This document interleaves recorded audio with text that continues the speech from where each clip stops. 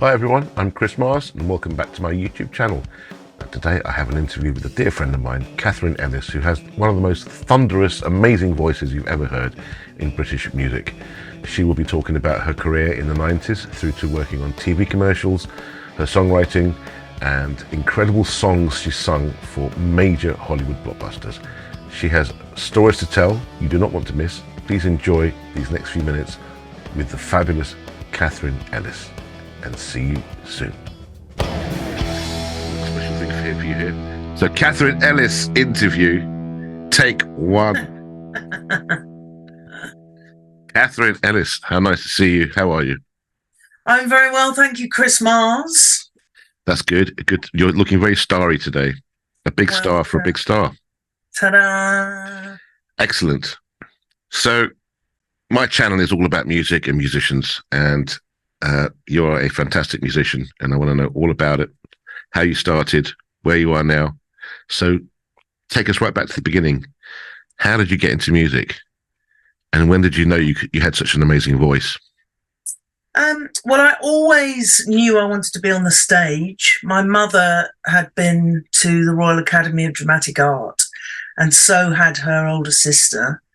And they also had a younger sister, and all of them could play the piano, and whenever we went to my grandmother's, there was always singing and everyone would be singing in harmony. And so it was kind of a natural part of life that there was music and singing and acting going on. But I didn't really decide that I wanted to actually become a singer until I was about probably 13. And that was in the way that a man's voice drops, I think a woman's voice matures. And also that was around 78, which was just such an amazing time for music, with the disco explosion and punk and new wave alongside Fleetwood Mac and, just such incredible, inspiring music. Bob Marley, The Police, Kate Bush. And I really liked Blondie, and I used to sing the Blondie songs on the bus on the way to school, and everybody seemed to like it. So I had a friend called Sandra who took it upon herself to get people into the changing rooms at lunchtime, which had good acoustics, and get me to sing. And I just liked feeling of it, of making people happy and people liking it. And it just kind of went from there, really. Right. So when you left school, when was your first professional paid job in the industry? Can you remember? Probably when I was about 19. Yeah, because I was in local bands. I was in Brighton at the time. But yeah, at 19, I kind of thought, right, this is it, and made a promise not to make money out of anything but music. My friend Pete played the piano, so we just learnt loads of songs that we liked, called ourselves Mood Index, took a card around the local bars and restaurants, got ourselves 3 or 4 weekly gigs, which was great, really good training, really good experience and a source of income. And then alongside that, we had our own original bands, which we wrote music for, and we were trying to get that elusive record deal. Yeah. Didn't we all? Didn't we all in those days? And when did you start getting into the club scene? Because you're quite famous for this. Yeah, well, I mean, my first club hit was in 1990. So that was, we're skipping forward. So I'm from London, but I spent teenage and early 20s in Brighton. So I moved back to London at 24, and quickly found the performance party scene, particularly as a club called Singers, where it wasn't an open mic because you had to audition. I used to go there a lot. Did you? Laura Palace. Yeah, very much so. Laura Palace and Anita. I was Anita Kelsey. Anita, yeah. It was, for a second there were 3 people that were running it. It was just off the North End Road. I think you're thinking of the Orange songwriters. Yes, I am thinking of the orange. Yeah, but Laura was part of. She used to perform at Singers as well. Right. So the songwriters was Laura, Pam, and That's it, Pam, and there was a guy.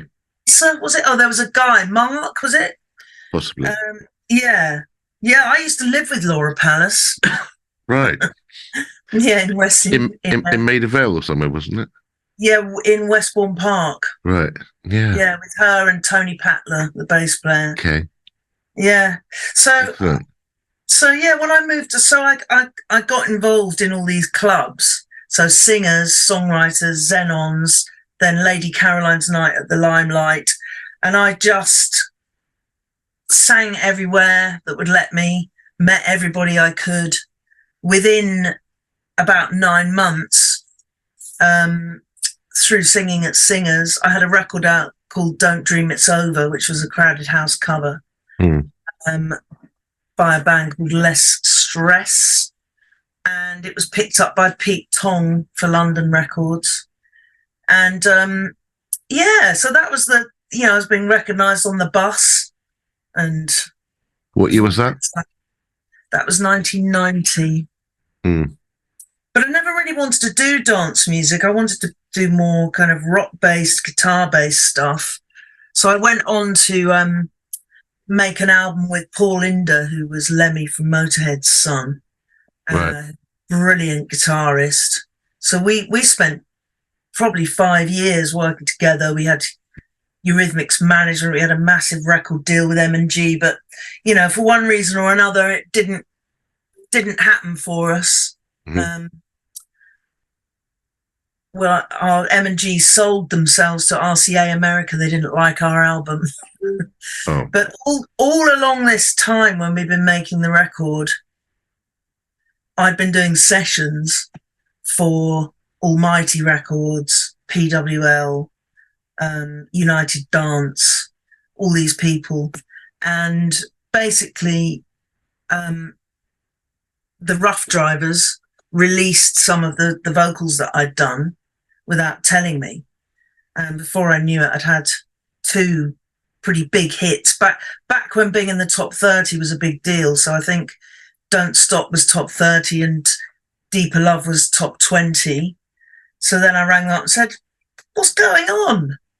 So I thought rather than falling out with them and being annoyed, I'd get involved. So I wrote Dreaming with them, which ended up being our biggest hit in 98. And when I got my first royalty check, I thought, okay, do some more of this. And I just kind of, I don't know, people just wanted me to do dance music. So, but did you find that you were being washed by that big wave at the time, and did you feel that you were swimming against it because you wanted to go in a different direction, or were you quite happy to go along with it and go through the doors that were opening up along the way? I think once I met my husband and started having my family, I was more open to just doing whatever, because then, I had other things in my life that mattered. Because up until then, nothing mattered other than music. And, I think when you're young, it's good to kind of have those big dreams and try and do what it is that you exactly want. And, I think there isn't much room at the top, and there's so many elements involved in those things actually happening.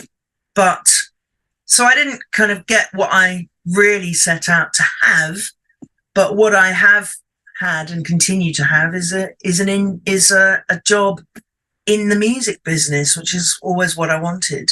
Yeah. And I've now got a rock band. You have indeed. That's bringing us right up to date, is it not? Finally. Finally, yes. At the age of 58, I've formed a rock band. It's a rock band that only plays ABBA. And it's called Dancing Scream. Oh, it had to be done. It had to be done. I just love it. It's fantastic. Well, from the early 90s up until, say, a few years ago, how would you sum up that time in your musical career? And how did it lead to your rock band, for example? I mean, I suppose 98, I had my first big hit with the Rough Drivers, and I also met my husband that year.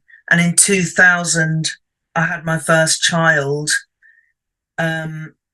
So I wasn't touring much. And then I had my second child 2.5 years later. So in the early 2000s, I wasn't touring much, but I was writing. So that's when I set myself up with a home studio, was when I had my first child. And I wrote hundreds of top lines and luckily had more success, established myself as a writer as well as a singer. And then in 2006, so by then the children were sort of 5 and 3, I then started touring again, and I was really touring pretty much non-stop for the next 10 to 12 years, performing my hits worldwide. So mainly at the weekends, which suited me with bringing up the children, because it meant I could be there to oversee what was going on at school and be there during the week. And it also meant that they could be included where possible in trips to do with my work. So because of my touring, they got to go to Australia, Bali, Malta, Spain, up and down the UK. I had a lot of gigs up and down the UK, a lot up north. So we had a car. We don't have a car anymore, but we had a car then. So I'd say to the promoter, look, rather than getting me a really posh hotel, just get me 2 rooms, get me a family room and another room. Give me the petrol money rather than train fare, and we'd make a weekend of it. We'd go up to Blackpool and go on the pier and, go in the sea, and went to the Bronte Parsonage and just, I don't know, just had fun with the family, really. So that was really nice. So it suited me to do that.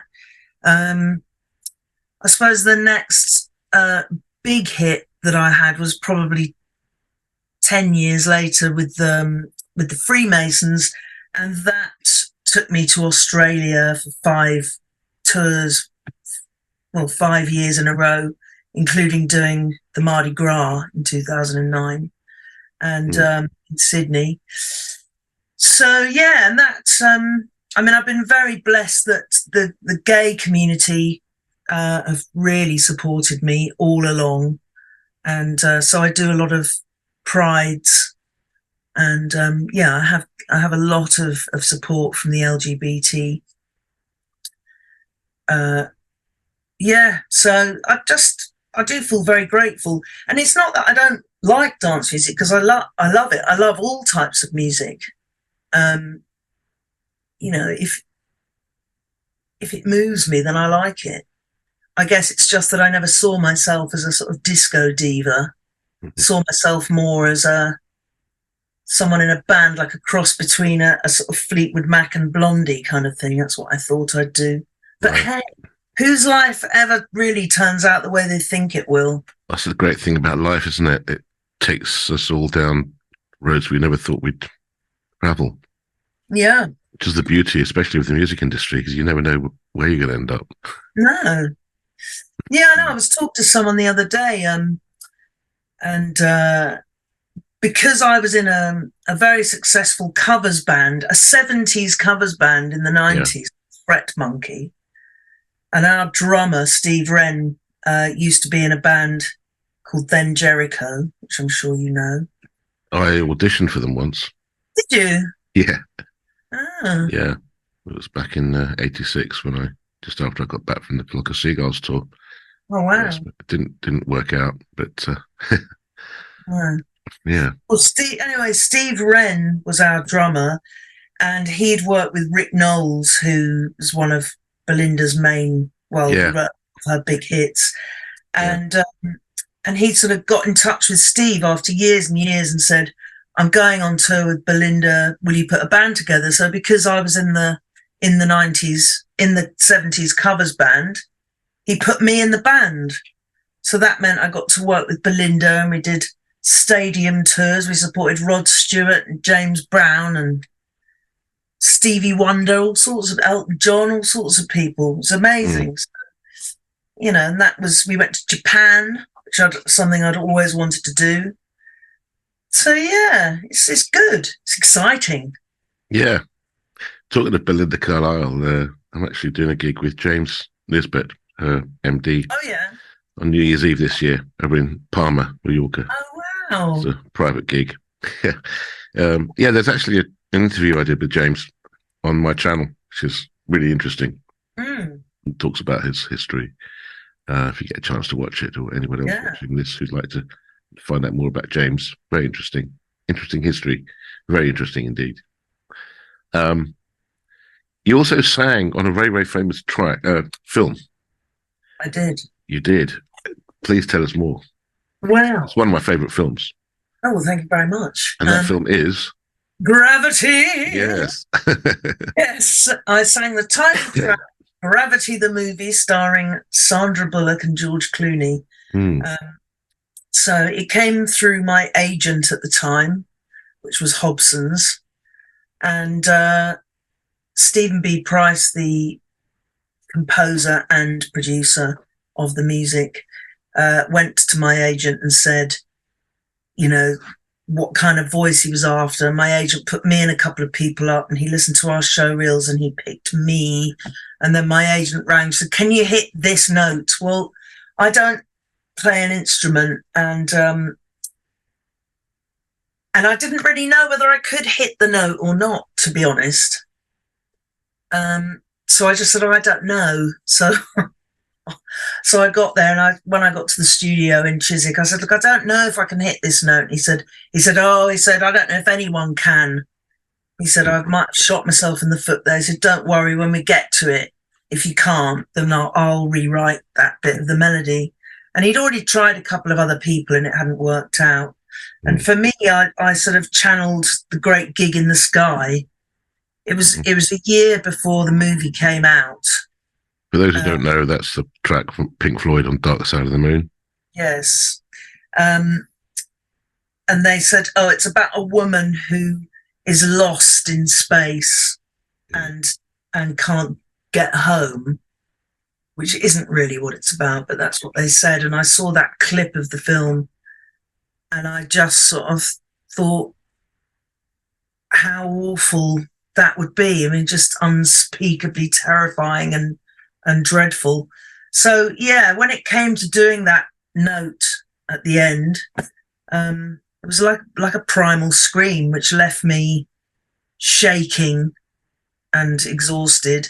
And Stephen and his engineer were literally jumping up and down in the control room. He was just so over the moon. So I was very, very happy that I'd been able to do that.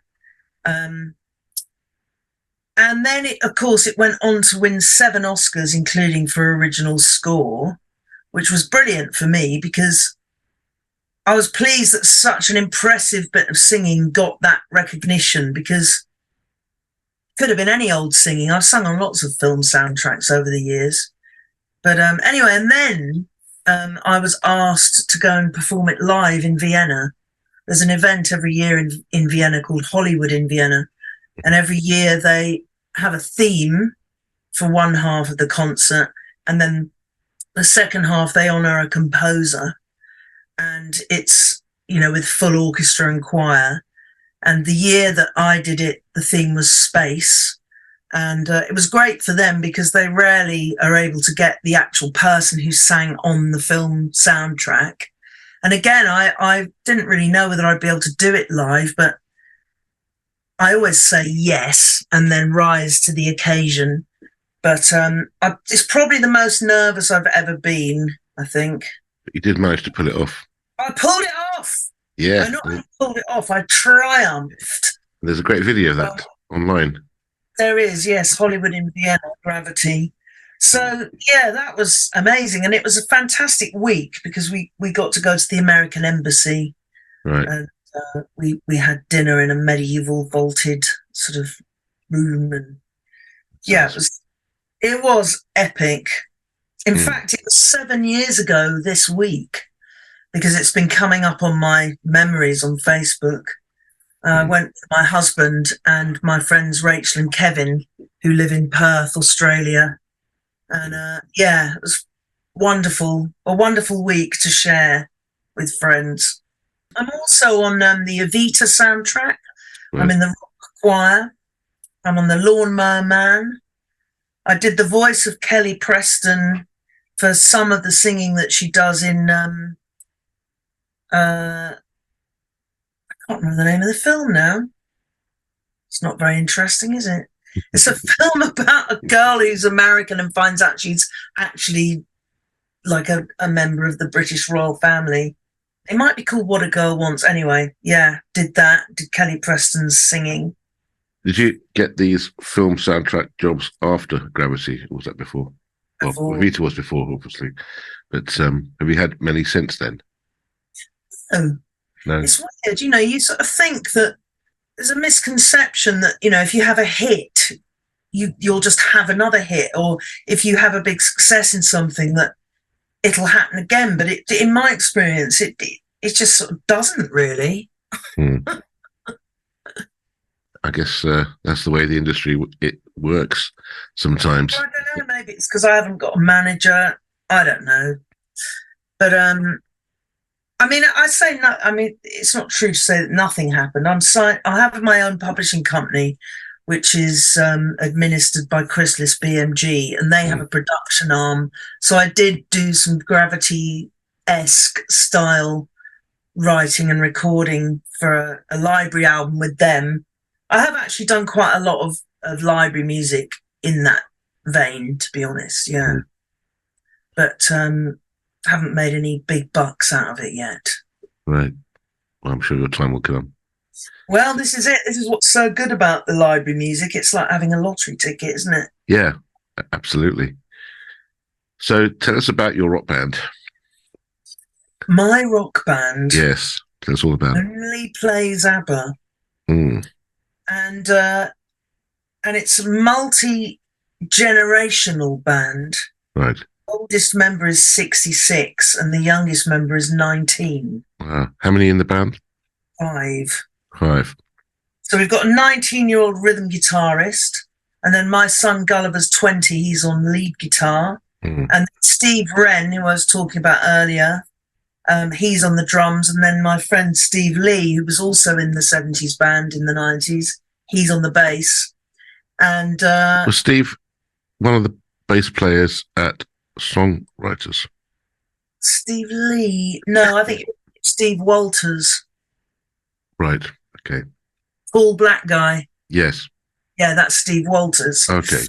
But I was I have worked in bands with him as well in the past.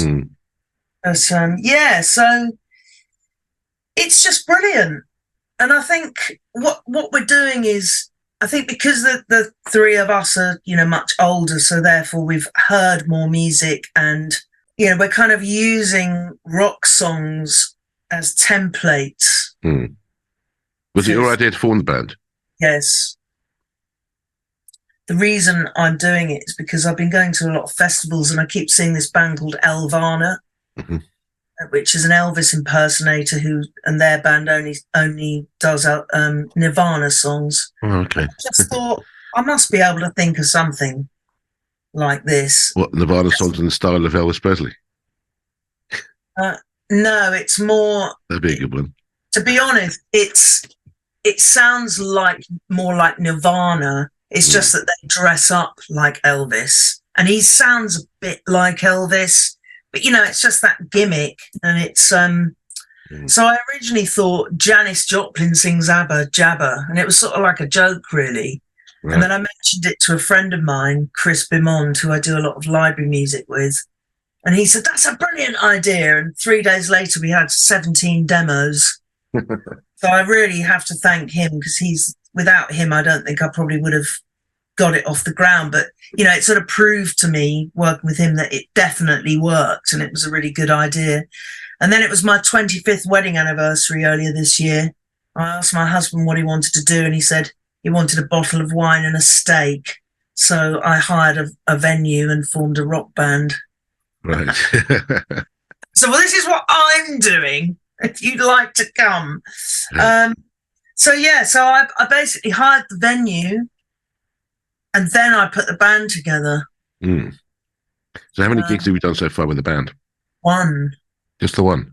One. But you got some more coming up, I hope. Yeah, I've got another one in November the 16th at the Fighting Cocks, Ah, yes, you did mention that once Kingston. to us. So we're rehearsing. We've had one rehearsal. We're learning 6 new songs. We've got another 3 rehearsals.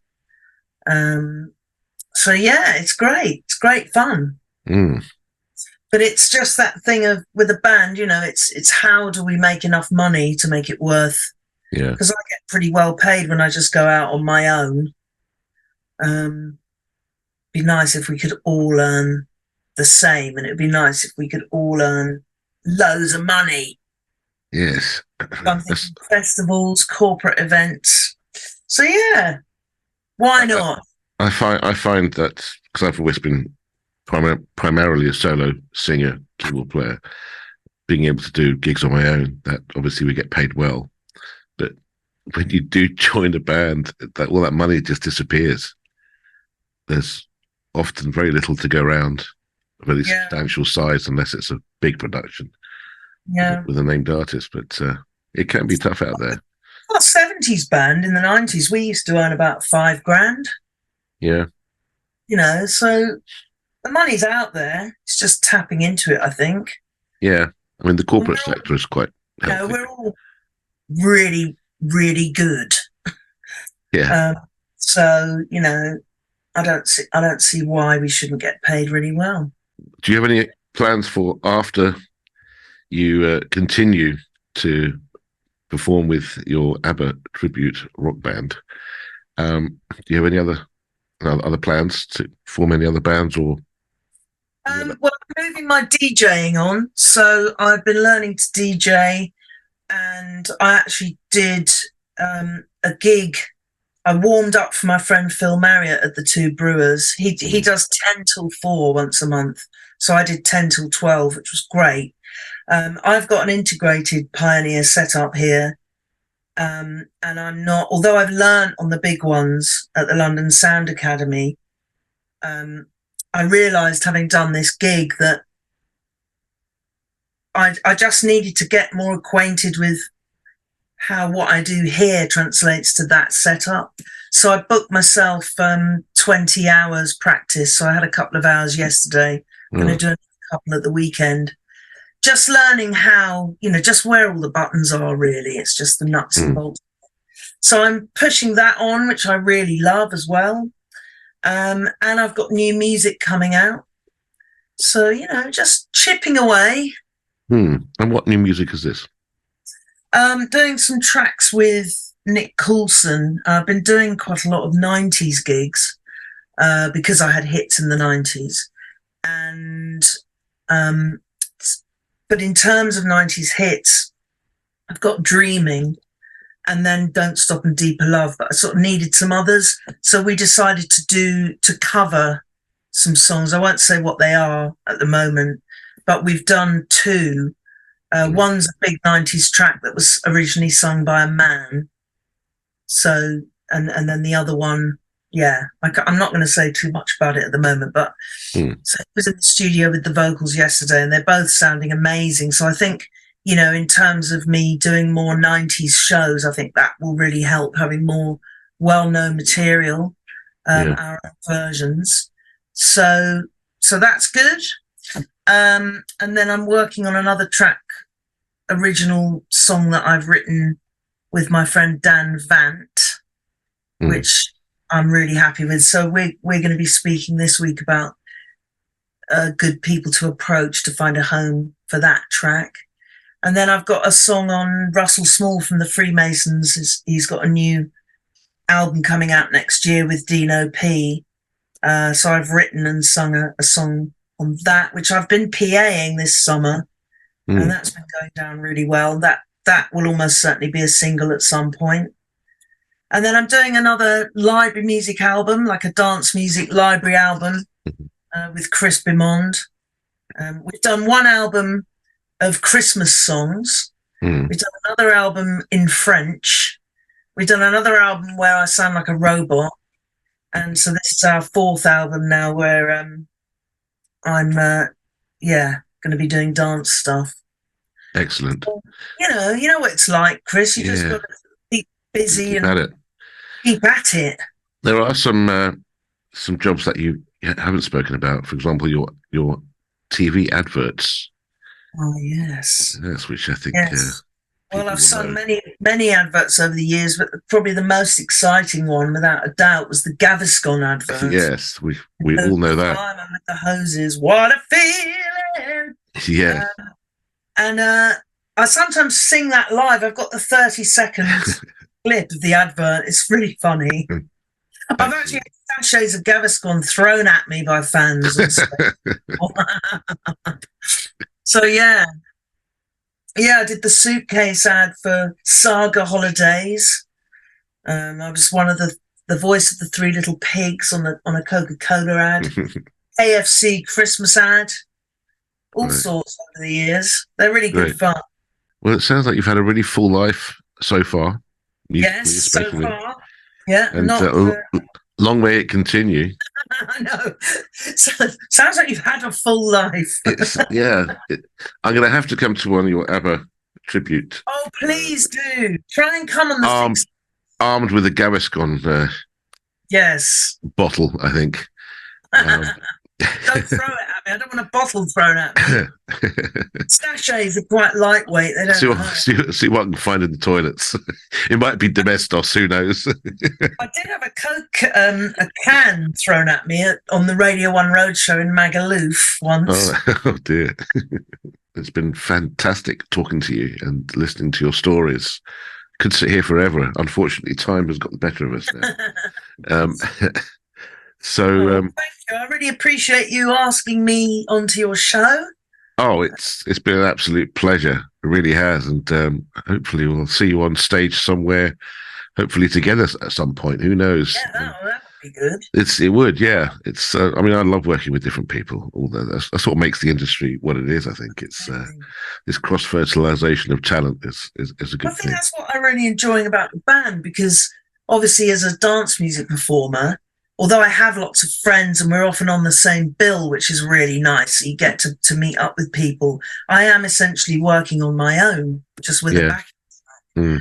I'm really enjoying that collaborative thing of being in a band, and it's just such fun.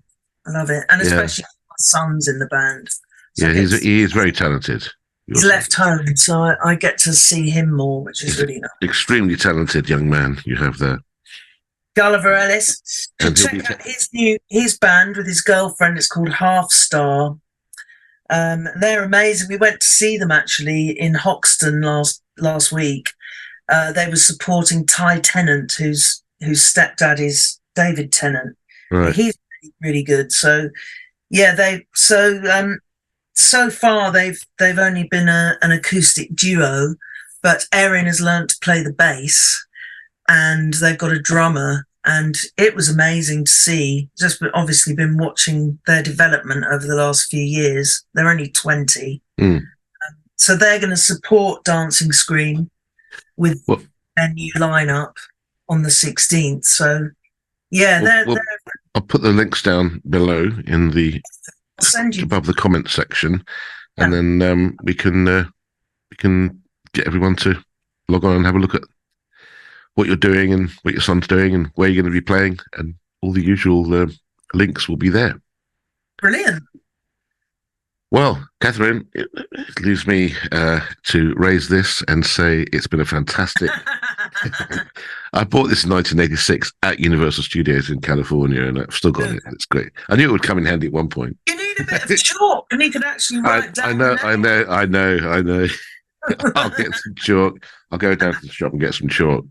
Yeah. So, it's been fantastic. Thanks again for sharing your stories. And all I can say is check out the fabulous Katherine Ellis online. All the links are below. Thank you, Katherine. I'll see you very, very soon. Keep on rocking. I will. And I'll be there with my Gaviscon canister ready. Okay? Brilliant. And I'll see you then. And it leaves me to say thank you and goodbye.